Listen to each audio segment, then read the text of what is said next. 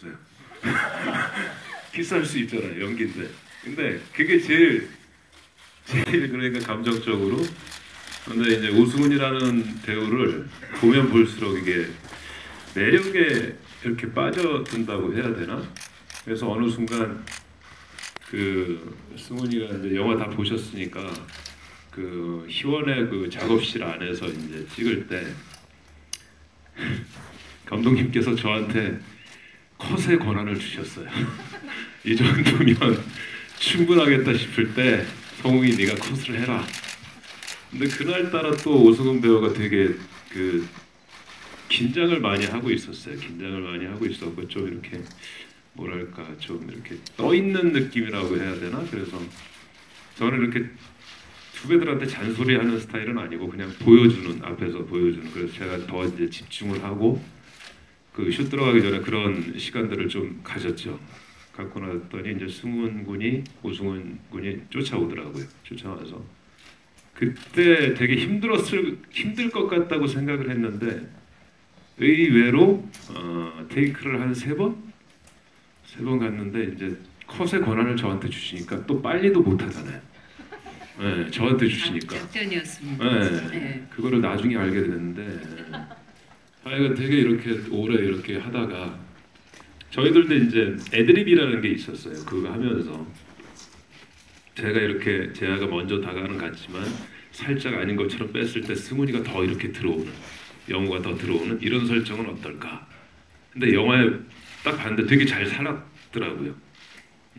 그래서 그게 그때 그 감정적으로 되게 힘들 것 같다고 생각을 했는데 의외로 아주 수월하진 않지만 의외로 잘 3번 뽀뽀를 했던 것 같습니다. 예. 오승훈 씨, 네, 말씀하시죠. 저는 반대로 저는 아직 이제 열심히 해야 되는 신인 배우고 저는 뭐든지 열심히 해야 되거든요. 근데 제 생각에선 선배님이 이걸 할 이유가 없는 거예요. 그래서 정말 선배님이 더 뭔가 스트레스를 받으시면 받으셨지 제가 그렇게 저는 그냥 무조건 해야 되는 입장이었는데요. 현장에서 선배님이 먼저 되게 집중해 계시더라고요. 시간이 꽤 촬영이 들어가기 전부터 되게 집중해 계시고 진지한 모습을 가지고 계셔서 저는 오히려 그런 모습을 보고 정신 바짝 차리고 열심히 따라가고 진지하게 임해야겠다는 생각을 가졌던 것 같아요. 아무래도 그 부분이 가장 힘들었을 수는 있겠지만 네, 저는 전체적으로 그런 부분에서 선배님이 저한테 보여주시는 그런 모습을 보고 많이 절 다잡고 진지하게 가져갔던 것 같습니다. 제가 첨언을 하자면 사실은 재하가 굉장히 혼란을 겪는 거를 이제 쭉 보여드렸잖아요. 그래서 둘 중에 하나를 선택을 해야 되는데 이게 분명히 이 감정이 정말 그 감정이야? 라고 확인하고 싶은 그 순간을 만들기는 했는데 이것을 욕정으로 풀어야 되느냐 아니면 정말 첫사랑 같은 설레임으로 풀어야 되느냐 라는 고민을 하고 있었어요. 그랬는데 박성욱 씨가 첫 대학교 때 너 좋아하는 여자 있고 그러면 그게 함부로 되냐 뭐 이러면서 우리가 굉장히 많이 대화를 나눴는데 그러면 이건 정말 마치도 첫사랑을 만났을 때 두근거리고 떨리고 설레이고 막상 하려 했지만 하지 못하는 그런 순간들을 만들기로 이제 배우들과 합의를 해서 그런 약간 숨막히는 버전으로 나오게 된 것 같습니다. 근데 왜 우리가 키스 장면만 얘기하고 있죠? 어려운 게 그것뿐이었나요? 네, 감정적으로 제일 그거보다 남자끼리 키스하는 것보다 어려운 게 더 있겠습니다. 네, 제가 메소드 2 때 한번 두 분이서 해보세요. 제가 연출을 하겠습니다. 네? 네, 소두라고 해가지고요. 박성웅 씨가 머리 작은 두 여인. 네, 그렇습니다. 네, 질문 계속 받겠습니다. 네, 다음 질문으로 빠르게 넘어가겠습니다. 네, 저쪽 맨 뒤쪽 먼저 받을게요. 테나시아 현지민입니다. 저 감독님께 먼저 질문 있는데 이 영화가 어쨌든 두 남자의 스캔들을 그린 영화잖아요. 근데 15세 관람가예요. 이게 제가 보기에 이제 수위적으로는 적절했다고 생각하는데 어쨌든 청소년도 관람할 수 있다는 것에 대해서 생각 어떠신지 궁금하고요. 그리고 박성웅, 오승훈 배우님께는 두 분이 이제 작품 안에서 연기랑 현실을 좀 혼돈하는 그런 연기를 하셨는데 실제로 이제 이번 작품뿐 아니라 다른 작품 연기를 하시면서도 좀 이런 혼란을 겪으신 적이 있는지 궁금하고 윤승아 배우님께는 희원이라는 캐릭터가 어찌 보면 조금 소비적일 수도 있다는 생각을 했어요. 근데 어떤 부분에 마음이 동해서 출연 결심하셨는지 궁금하고 또 어떻게 준비하셨는지 궁금합니다.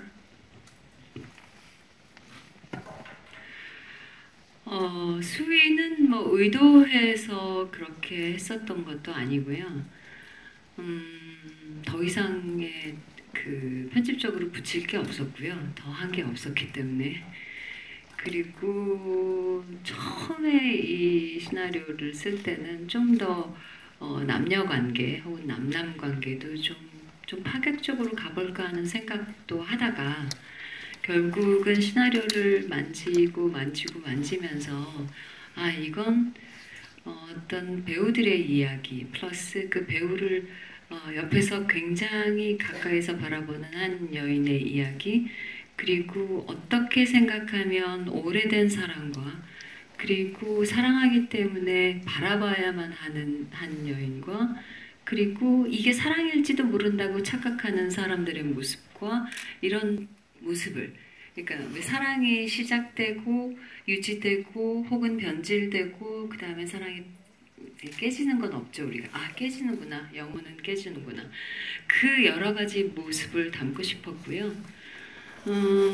정말 처음에 막 콘티하면서는 촬영 감독님이랑 아 우리 해피투게더처럼 한번 좀 세게 좀 찍어보자 뭐 이렇게 했는데 제 자신도 사실은 그 정도까지 하기에 좀 자신도 없었고 박성웅 씨도 시나리오에 없는 거를 할 생각도 없었고 그러니까 감정을 중심으로 가자라고 해서 15세가 된 거고요. 글쎄요, 15세 학생들이 보면서 어떤 것을 느낄까에 대한 두려움은 별로 없고요. 어떻게 생각하면 이 배우들의 모습을 더 집중해서 보지 않을까? 라는 생각을 가지고 있어서 저희는 분명히 18세를 냈는데 15세가 나왔을 뿐입니다. 네. 네, 배우분들. 네, 질문 요약해드리면 박성웅 배우님, 오승훈 배우님께는 연기 현실 혼돈 알고 있습니다. 네. 그 살인 의뢰라는 영화를 찍었을 때 그때 이제 8번째 제 희생자였었거든요. 네, 연쇄살인마로 나왔을 때 그때 연쇄살인마 역할을 할 때 경찰 2분을 제가 이렇게 죽이는 씬이 있었어요. 그날 촬영을 하고 숙소 들어가서 이렇게 정신을 차려보니까 벽을 보고서 이렇게 계속 제가 앉아있더라고요. 네, 그때 좀 많이 그 역할에 몰입을 해서 많이 힘들지 않았나 그런 생각이 드는데 이번 작품에는 다행히 그런 건 없었어요. 오승훈 군이 이성에 관심이 많아가지고 그래서 이번 작품에는 아 이제 다행이다 하면서 작품에 임했습니다. 예, 미안해 승훈아. 네, 저는 여태까지 많은 그 작품을 해온 건 아니기 때문에 저는 제가 연기했던 인물과 작품들 속에서는 이번 역할이 가장 생각할 것도 많고 혼란스러운 지점들이 많았던 것 같아요.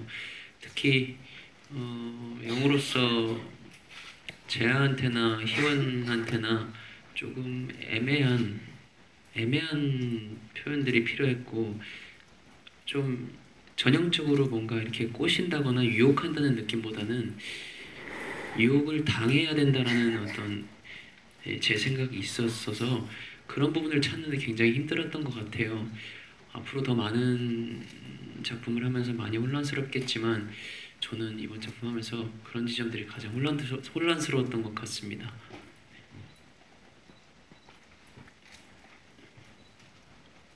제가 느끼는 희원은 처음에 시나리오를 보면 소비적이라고 생각이 들 수도 있었을 것 같아요. 하지만 감독님과 그리고 두 배우님들과 같이 연기를 하면서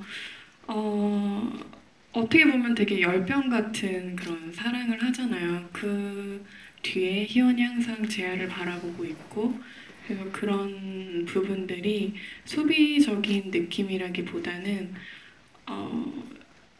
메소드 자체에서 둘의 감정들의 중심을 잡아준다는 생각을 했었거든요.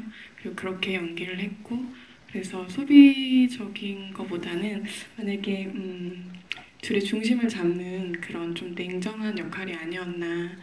그리고 제가 굉장히 오랜만에 작품을 하는데 현장에서 많이 적응하려고 노력했던 것 같아요. 그리고 박성웅 선배님도 전작을 같이 했었고, 그리고 오승훈 배우님도 이번에 만났는데 굉장히 눈빛이 굉장히 매력적인 친구거든요. 그래서 그런 현장에 익숙해지고 그리고 열심히 하려고 했던 것 같습니다. 네, 감사합니다. 또 다음 질문 받아보도록 하겠습니다. 이해해줬던 점이 무엇인지 좀 궁금하고, 그와 반대로 내가 배우를 너무 잘하기 때문에 가끔은 좀 편하게 혹은 꼼수로 뭔가 약간 그렇게 좀 편하고 싶은 현장이었지만 그게 안 통했을 수도 있을 것 같거든요. 좀 그런 장단점을 좀 말씀해 주셨으면 좋겠습니다.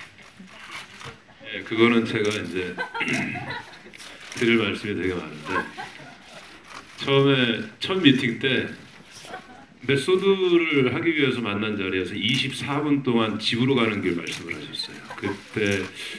그때 되게 이제 그때 그 감독님께서 요즘 그 식사를 고기를 끊으시고 채식 위주로 하시다 보니까 몸이 많이 약해져 있는 상태에서 주연 배우를 꼬셔야 되니까 막걸리를 3잔 드시고서 취기가 상당히 올라오셔가지고 계속 24분 동안 그 말씀을 하셨는데, 그게 저는 안 미워 보이는 거예요. 되게 감독님이 제 선배님이시기도 하지만 되게 귀엽고, 그래서 이분을 내가 촬영하면서 보호를 해줘야겠다.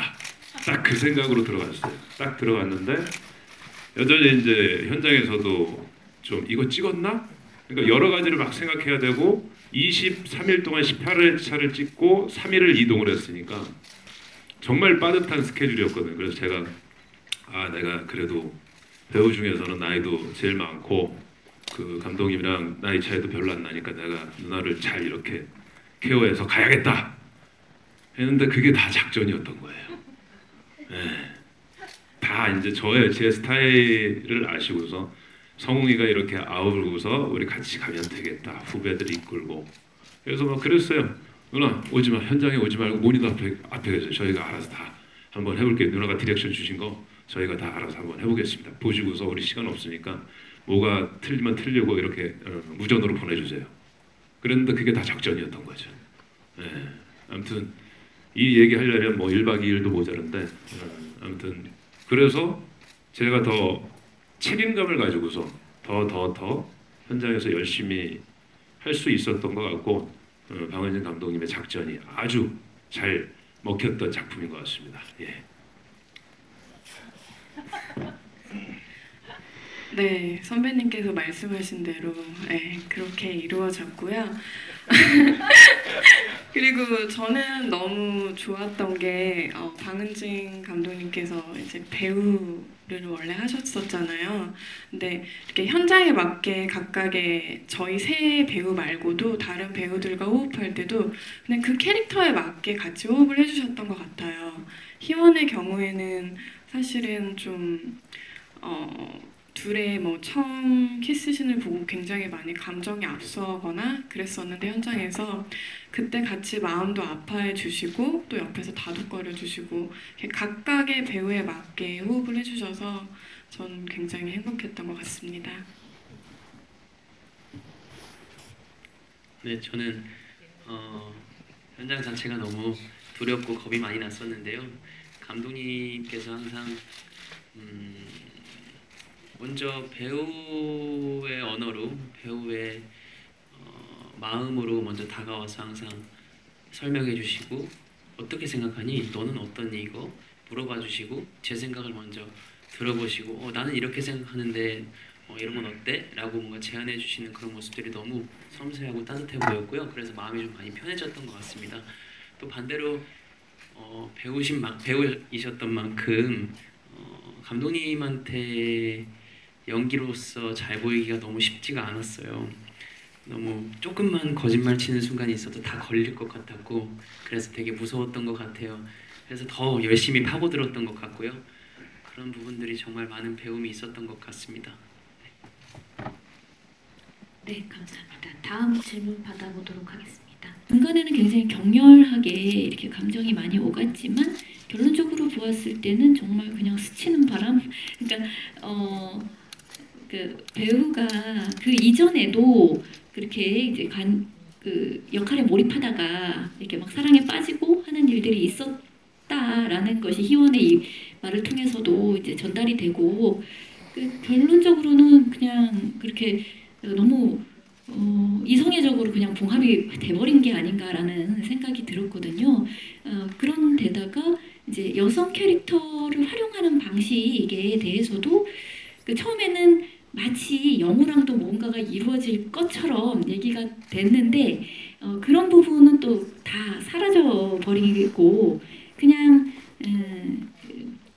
이렇게 굉장히 보수적으로 봉합이 된 것이 아닌가라는 생각이 들었습니다. 그런 결말에 대해서 좀 말씀을 듣고 싶고요. 또 하나는 그 박성웅 배우님께 여쭤보고 싶은데요. 이 영화가 그 크랭크인 됐을 때에 그 JTBC에서 맨투맨 드라마가 나오고 있었잖아요. 근데 거기에서는 이제 대배우이고 그리고 또 박해진 씨와의 어떤 그런 묘한 어떤 퀴어적인 감정이 이렇게 오가는 이제 그런 역할이었잖아요. 근데 이제 그 역할을 했을 때의 그런 어떤 감정 같은 것과 이제 이 영화를 촬영을 하면서의 느꼈던 감정, 또 이 영화를 준비하면서 또 그 드라마가 이렇게 나오고 있는 상황 같은 거에 대해서 이제 어떻게 이 캐릭터를 좀 분리해서 그 연기를 하시고자 했는지 같은 걸 좀 여쭤보고 싶습니다. 제가 먼저 답변을 이제 드리겠습니다. 그 맨투맨은 코미디였어요. 저한테는 코미디였고 그리고 헐리우드 한류 배우였고 그래서 게다가 그거가 이제 방송이 됐었을 때 거기서도 에피소드가 있었는데 방 감독님이 저한테 시나리오를 주시려다가 그 방송을 보고서 포기를 하셨어요. 왜냐하면 드라마를 하면은 전혀 스케줄이 안 되니까 22일 동안 18회차를 찍어야 되는데 근데 그게 다행히 맨투맨이 100% 사전 제작이었거든요. 그래서 지인분을 통해서 방 감독님이 제가 이제 그 드라마는 다 끝났다 얘기를 들으시고서 저한테 이제 시나리오를 주셨거든요. 그래서 거기 맨투맨에서는 박해진 씨랑은 브로맨스지 뭐 그 이상의 것도 없고 그 친구도 극 중에서 여자 되게 좋아하게 나와요. 우리는 그냥 브로맨스였고 저는 거기서 그냥 좀 까칠하지만 좀 이렇게 파고 들면은 좀 이렇게 따뜻한 감성을 갖고 있는 그런 캐릭터였고 전혀 틀렸어요 이쪽이랑은. 제가 시나리오를 받아본 순간 물론 똑같이 배우의 역할이잖아요. 이쪽은 한류 스타, 이쪽은 연극 배우. 근데 전혀 다른 스타일의 캐릭터였기 때문에 저한테는 이제 항상 말씀드렸지만 메소드는 처음에 도전이었고 마지막은 사랑이었어요. 네, 그래서 이거는 전혀 다른 캐릭터였기 때문에 헷갈리지는 않았고요. 메소드는 특별히 더 진지하고 신중하게 이제 파고들어서 저 혼자만 한 게 아니고 오승훈 군이랑 같이 항상 현장에서 혼자만 해서 되는 게 아니니까 연기는. 그리고 또 이번 거는 퀴어 영화였기 때문에 저도 처음이었고 그리고 또 오승훈 군은 또 얼마나 부담스러웠겠어요. 남자 그 뽀뽀해야 되는 사람이 박성웅인데 저도 이렇게 부담스러웠는데 저 친구는 더 그랬을 거 아니에요. 안 그래요? 남자 기자분들 저랑 뽀뽀하실 수 있겠어요? 네, 대답을 못 하잖아. 그래서 일단은 그 시간이 되게 저도 일주일 전에 이제 크랭크인 일주일 전에 그런 게 다 결정이 나서 솔직히 감독님께서 두 오디션을 통해서 두 남자 배우를 이렇게 딱 꼽아놨는데 결정을 살짝 못 하시다가 저한테 그러면 우승은 같이 한번 봐볼래? 해가지고 다른 친구 보고 우승은 친구 이렇게 따로따로 봤는데 모르겠어요. 저는 그냥 한눈에 딱 꽂히더라고요. 승훈이가 딱 꽂혀서 저 친구면 될 것 같다고. 그런데 정말 정말 복동이가 불러와서 신인 배우잖아요. 신인 배우인데 기라성 같은 선배이자 감독님 그리고 저 앞에서도 주눅 들지 않고 연기를 이렇게 쭉쭉쭉쭉 해나가는 모습을 보니까 정말 잘 뽑았구나. 그래서 저도 제 캐릭터에 더 이렇게 심취할 수 있었던 것 같아요. 제아라는 역할에. 그래서 어떤 식으로 접근을 했냐보다는 그 촬영을 해나가면서 계속 이렇게 타파에 나갔던 것 같아요. 하나씩. 그러면서 점점 더 재화가 됐고 마지막에는 정말 100% 이재화가 되지 않았나 싶습니다. 예.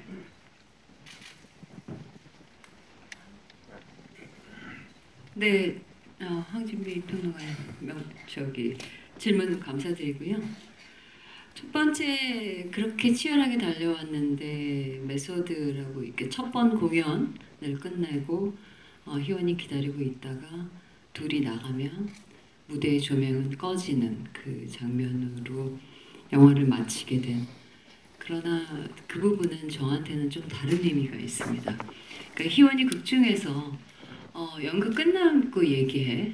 어차피 그때까지 월터로 살 거잖아 라고 얘기를 하는 건 자세히 보셨을는지 모르겠지만 이거는 무슨 그 쇼케이스의 연극도 아니고요.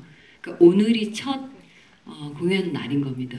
앞으로 2달 동안 월터로 살아야 되는 사람이고요. 제가 편집하면서 마지막에 그렇게 연극은 시작되었다라는 자막을 한번 썼던 적도 있었어요.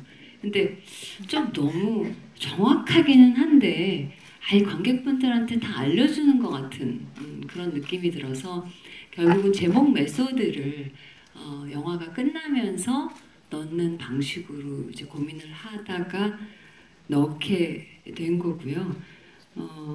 뭐라고 얘기해야 될까? 그리고 어찌 보면 좀 상업영화에서의 결말치고는 조금 뭐가 덜 끝난 거 아니야? 뭐 이렇게 생각하실 수 있을는지 모르겠지만 저는 좀 그 부분에선 자유로웠던 영화였기 때문에 이런 결말을 선택을 했습니다. 그리고 그 다음에 여성 캐릭터에 대한 부분을 말씀을 해주셨는데요. 제가 희원이란 사람을 화가로 설정했던 이유는 뭐 화실을 보여주거나 그림을 그리는 거나 그런 행동을 보여주기 위해서 설정을 한 것은 아니고요. 같이 예술을 하는 사람으로 설정을 한 겁니다. 뭐 메소드 연기를 하는 배우다라는 설정 속에서 희원과 재하는 8년 이상 된 연인이고요. 수없이 헤어졌을 거라고 저는 생각합니다. 그리고 다시 만났던 사람이라고 생각을 했었고요. 전사는 그렇게 좀 봤었습니다.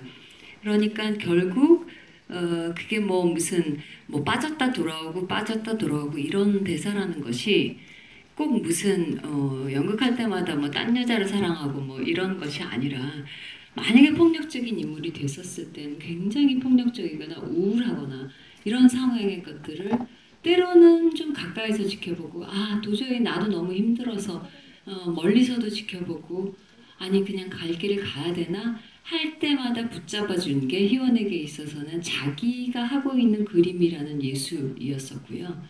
그러다 보니 모르죠. 그렇게 연극은 시작됐는데 이 연극 끝나고 나서 둘이 헤어졌을지도 모릅니다.